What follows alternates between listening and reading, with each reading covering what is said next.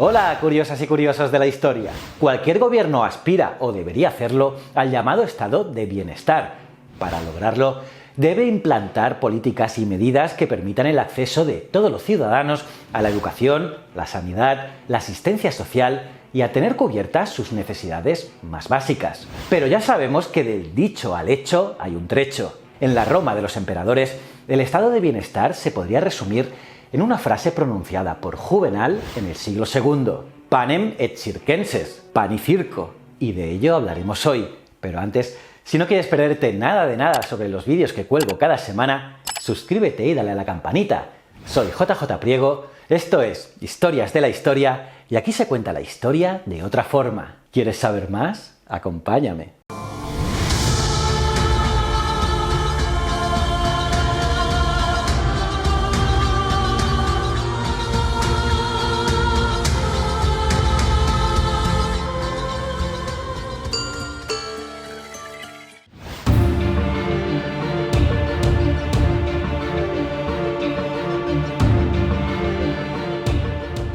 Como os decía, los emperadores pensaron que si tenían al pueblo con el estómago lleno y cada cierto tiempo les regalaban unos días de entretenimiento, vía luchas en la arena, carreras en el circo o representaciones en el teatro, sería suficiente para tener a la plebe contenta y que nadie se cuestionaría sus decisiones de gobierno.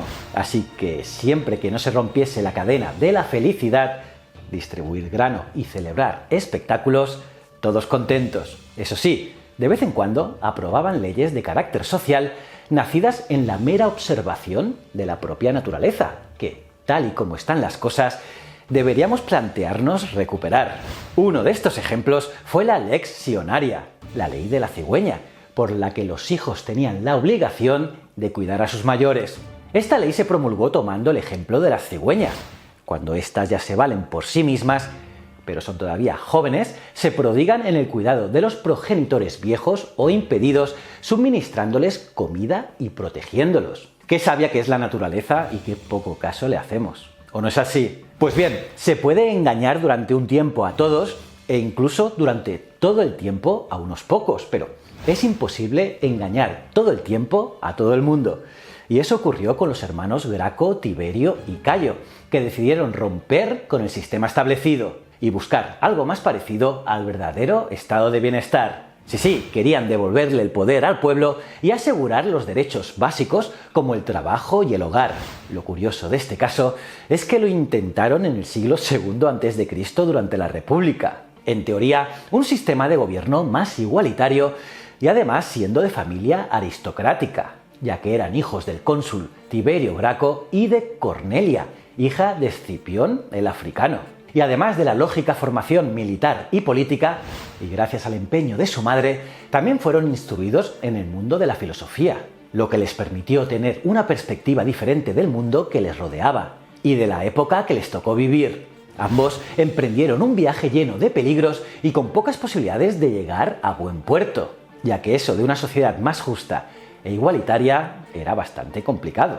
Y además siguieron el camino más difícil, ya que eran tribunos de la plebe, siendo de familia aristocrática. Vamos, que les iban los retos. Pues bien, las conquistas de nuevas tierras y el trabajo gratuito de los esclavos hicieron que el precio del trigo cayese hasta tal punto que los pequeños y medianos agricultores de Roma no pudieron competir. Ante aquella desesperada situación, se vieron obligados a vender sus pequeñas explotaciones y todo quedó en manos de unos pocos latifundistas, la mayoría de ellos miembros del Senado. Incluso muchos esclavos llegados a Roma ocuparon los puestos de los artesanos. La República, una ciudad eminentemente agrícola, estaba perdiendo a los ciudadanos libres que trabajaban sus tierras y que en tiempos de guerra se convertían en la base de sus legiones, para convertirlos en un sin techo, o con suerte en asalariados de los latifundistas por unas monedas. Así que el cambio de aquella sociedad decadente y corrupta pasaba por una reforma agraria que devolviese el poder al pueblo y le asegurase un trabajo y un hogar. Pues bien, para arreglar todo esto, en el 133 a.C., como tribuno de la plebe, Tiberio Graco llevó al Senado su Lex Agraria, una ley basada en la prohibición de acumulación de tierras y sobre todo en la devolución de las tierras públicas vendidas o arrendadas a particulares o a públicos por la misma cantidad pagada más una pequeña compensación. Estas tierras serían divididas en lotes y repartidas entre los ciudadanos pobres de Roma con la condición de no venderlas, y el pago de un pequeño tributo que iría a las arcas del tesoro.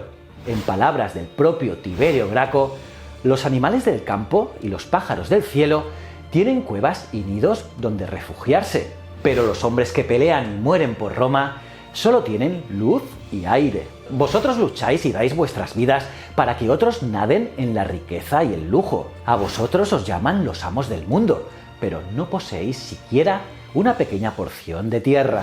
Lógicamente, los miembros del Senado, en manos de quienes estaban la mayor parte de los ager publicus, se oponían a estas medidas. Las dos facciones que se formaron, Tiberio y el pueblo, contra el Senado y la aristocracia, trataron de utilizar todo tipo de artimañas políticas para conseguir sus objetivos. Así, terminando su mandato anual y viendo que sus reformas se iban a quedar en papel mojado, decidió jugarse el todo por el todo y presentó su candidatura a un segundo mandato como tribuno de la plebe. La cosa era ilegal según la Lex Vilia Annalis, promulgada en el 180 a.C. y que establecía las edades mínimas requeridas para los diferentes magistrados y el intervalo necesario de 10 años entre dos magistraturas para repetir el cargo. El día de las votaciones, Tiberio y cientos de sus partidarios fueron asesinados a golpes y sus cuerpos fueron arrojados al Tíber. A pesar de lo que le había ocurrido a Tiberio, Cayo Graco siguió el camino reformista emprendido por su hermano, también como tribuno de la plebe en el 124 a.C. Para tratar de superar los obstáculos a los que tuvo que enfrentarse su hermano, además de la reforma agraria, introdujo una serie de medidas encaminadas a ganarse el favor de los más ricos y poderosos, como la concesión de obras públicas y el establecimiento de nuevas colonias para incentivar el comercio. De esta forma, tuvo más recorrido y consiguió mantenerse en el cargo durante 2 mandatos consecutivos. Esta vez, con el favor de los poderosos, no hubo problemas con la ilegalidad. Pero cuando quiso presentarse a su tercer mandato, todo cambió. El Senado veía que estaba perdiendo poder y acusó a Cayo de querer ejercer como dictador, acaparando el poder. Y volvieron los enfrentamientos entre partidarios de unos y otros. Y así, viéndola venir, y para evitar ser linchado, ordenó al esclavo Filócrates que le quitase la vida, suicidándose este más tarde. Apenas nada cambió, y los dos hermanos murieron de forma violenta, defendiendo sus ideas reformistas contra una sociedad decadente y corrupta. Tela, ¿eh? ¿Cómo os habéis quedado, curiosas y curiosos? ¿Qué os ha parecido este vídeo? Toda esta historia. Podéis dejar vuestras opiniones en los comentarios, los leo todos. Y nada, después de darle me gusta al vídeo y campanita, te recomiendo que veas este vídeo de aquí, que es tremendo.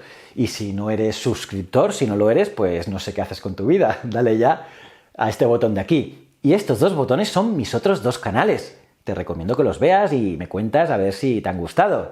Y recuerda, el conocimiento es un requisito esencial para la supervivencia. Muchísimas gracias.